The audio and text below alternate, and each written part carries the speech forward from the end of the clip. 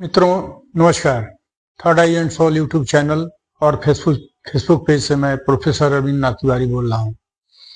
इस चैनल और पेज पर फेसबुक पेज पर आप सभी मित्रों का हार्दिक अभिनंदन और स्वागत है। आज का जो वीडियो मैं लेकर के आया हूँ वह वीडियो चक्र और कुंडलिनी संबंधित है। वीडियो आज का है कि कुंडलिनी कैसे जागृत होती है और चक्र कैसे जागृत होते हैं, इसके क्या संकेत हैं। कैसे आप समझिएगा कि आपकी कुंडलिनी जागृत हो गई है और चक्र आपके एक्टिव हो चुके हैं, उसी पर आज का यह वीडियो है। वीडियो अगर अच्छा लगे, बढ़िया लगे तो चैनल को सब्सक्राइब, लाइक, कमेंट करना नहीं भूलिएगा। आइए मित्रों, आप जैसा कि जानते हैं कि जो भी थर्ड आई की साधना करते हैं या मेडिटेशन करते हैं उनका गंतव्य स्थान होता है थर्ड आई। उनकी आंतरिक इच्छा होती है कि मेरी थर्ड आई खुले और मेरी यात्रा सुखद वहां तक पहुंच जाए। लेकिन इस यात्रा में अनेकों कष्ट होते हैं, आप सभी जानते हैं। और यूं कहें कि जो भी साधक साधना ये करते हैं वो अपनी जान हथेली पर रख करके ही करते हैं। कारण यह है कि इतना रिस्की ये साधना है, इतना ये खतरों से खेलना है साधना। मैं भड़का नहीं रहा हूँ, डरवा नहीं रहा हूँ, जो यथार्थ है वही बात बोल रहा हूँ। कारण कि शरीर में जो परिवर्तन होते हैं और आपके आसपास रहने वाले लोगों के बात व्यवहार में जो परिवर्तन होते हैं वह सब कुंडलिनी की ही देन होती है।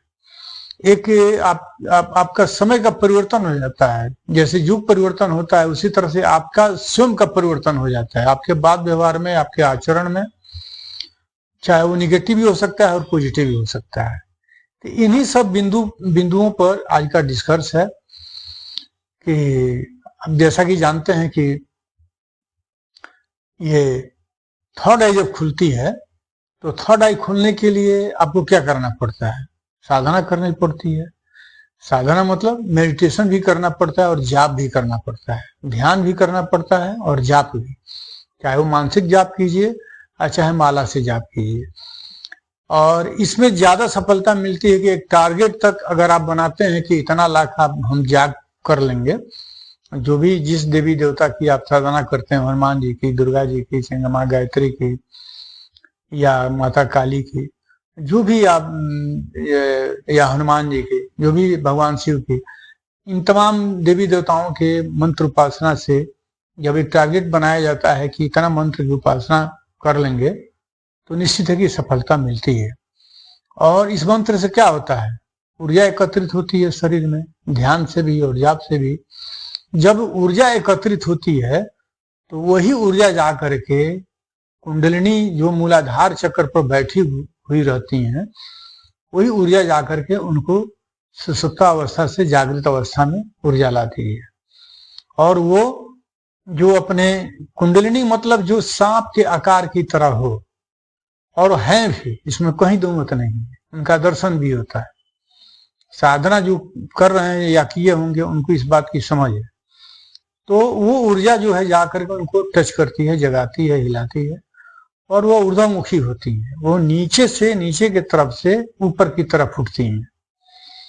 तो जब ये ऊर्जा एकत्रित होती है और कुंडलिनी जागृत होती है तो कुंडलिनी जागृत होने का संकेत क्या है?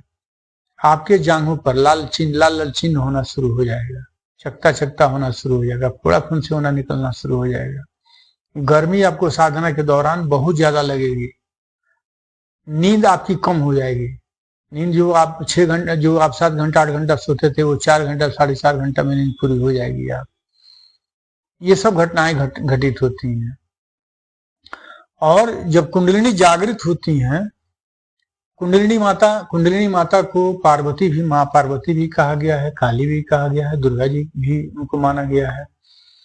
और वो जब ऊपर की तरफ उठती हैं तो आपको स्वाधिष्ठान चक्र पर धक्का मारती हैं। तो स्वाधिष्ठान चक्र पर जब धक्का मारती हैं तो आपका स्वाधिष्ठान चक्र क्या है? वो लिंग का स्थान है। लिंग के स्थान के पास में वो जगह है। तो उससे जो है वो लिंग प्रभावित होता है, चाहे स्त्री हो चाहे पुरुष हो। तो सेक्सुअल व्यू बढ़ जाता है। सेक्सुअल व्यू मतलब जो विपरीत लिंग होते हैं उनके प्रति उस साधक का आकर्षण बढ़ जाता है। और ऐसा भी देखा गया है कि विपरीत लिंग वालों का आकर्षण भी बढ़ जाता है उस साधक के प्रति। कारण यह है कि ऊर्जा जब इकट्ठा होती है तो आपके माथे पर चमकना शुरू होती है, आकर्षण बढ़ना शुरू हो जाता है, तेजस्विता बढ़नी शुरू हो जाती है, तेज बढ़नी शुरू हो जाती है, जिस कारण औरत या पुरुष दोनों अट्रैक्टिव होते हैं उस साधक के प्रति। तो साधक के प्रति जब अट्रैक्शन होती है तो होता क्या है कि बहुत सारे साधक बहक जाते हैं, नियंत्रण नहीं कर पाते हैं, और नियंत्रण नहीं कर पाते हैं, संबंध स्थापित करते हैं। संबंध स्थापित के बाद क्या होता है, ये पता लगता है कि कुंडलिनी आपके धराम से नीचे गिर गई, क्योंकि बीज ही एकत्रित होता है, वही ऊर्जा है। और जब वो स्खलन होना जब शुरू हो जाएगा तो आपका ब्रह्मचर्य जो है आपका भंग हो गया। तो इसलिए साधक को चाहिए कि जो भी कुंडलिनी जागरण कर रहे हैं या माता कुंडली को जागृत किए, जागृत अवस्था में है, तो उनको अपने वीर्य की रक्षा करें। और वो लॉन्ग टाइम, अगर मान लीजिए पारिवारिक संबंध है तो आप अपनी पत्नी को समझा लें, पत्नी है तो पति को समझा लें, और लॉन्ग टाइम में करें, 3 महीना 4 महीना पर संबंध स्थापित करें, तब कोई अंतर नहीं पड़ेगा। मिनिमम यह जान लीजिए, ऐसा माना गया है कुक शास्त्र के हिसाब से कि महीना से कम नहीं होना चाहिए। 1 महीना में अगर ज्यादा बेचैनी आपको हो जा रही है तो 1 महीना से कम के समय में नहीं करना चाहिए। वो शरीर के लिए भी और स्वास्थ्य के लिए, दोनों के लिए नुकसानदायक है।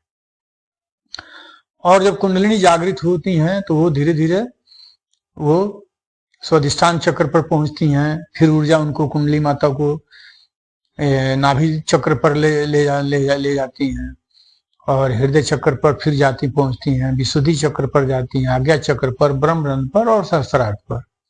अब इसके लक्षण क्या है? अगर उठती हैं और आपका चक्र सक्रिय हो गया है, चक्र सक्रिय हो रहे हैं, तो इसका लक्षण क्या है? अब जैसे मान लीजिए स्वाधिष्ठान का मैंने बताया कि सेक्सुअल भी बढ़ जाएगा। उसी तरह से जो नाभि का जो है वो सृजन प्रक्रिया आपकी बढ़ जाएगी, काम करने की इच्छा होगी, काम मतलब प्रोडक्शन, उसके प्रति इच्छा होगी, जागरूकता होगी, श्रद्धा लोगों के प्रति बढ़ेगी, भगवान नारायण और लक्ष्मी के प्रति श्रद्धा बढ़ेगी, आपकी पूजा की भावना बढ़ जाएगी, पूजा ज्यादा से ज्यादा मन करेगा करने के लिए। फिर अगर हृदय चक्र पर है तो हृदय चक्र अगर कुंडलिनी पहुंचती हैं तो उसके जागृत होने का लक्षण है कि वो माता राधा और कृष्ण जी की, भगवान कृष्ण की जगह है। तो आपका प्रेम उमड़ना से, राधा और कृष्ण का इतिहास क्या है? प्रेम का इतिहास है। तो सभी जीवों के प्रति आपका प्रेम बढ़ना शुरू हो जाएगा, आपके हृदय से हेट निकल जाएगा, घृणा निकल जाएगी, और प्रेम करना शुरू कर दीजिएगा। सभी जीव आपके प्रति बराबर दिखाई पड़ेंगे, कोई छोटा बड़ा नहीं दिखाई पड़ेगा। फिर विशुद्धि चक्र पर जब पहुंचती हैं तो इस समय जातक को सावधान हो जाना चाहिए बिल्कुल, क्योंकि यहाँ कंठ चक्र पर लक्ष्मी भी विराजती हैं और काली भी विराजती हैं, और आपको सरस्वती भी विराजती हैं। तो इसलिए आप जो बोलिएगा उसका प्रभाव पड़ेगा। अगर अच्छा बोल रहे हैं तो अच्छा प्रभाव पड़ेगा, बुरा अगर किसी के प्रति सोच रहे हैं, बोल दे रहे हैं, तो आपके तप में से कम होगा, उसको तो पड़ेगा, भोगेगा आदमी, लेकिन आपका तप का हानि होगा।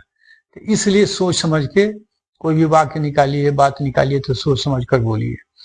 उसके बाद आज्ञा चक्र पर है। आज्ञा चक्र पर जैसे ही जब कुंडलिनी पहुंचती हैं तो सर में दर्द होना शुरू हो जाता है, फट का आवाज होना शुरू होता है, खटखट का आवाज होना शुरू होता है, बहुत तरह की बात। यहाँ 5 स्टेज के कुंडलिनी यहाँ से गुजरती हैं।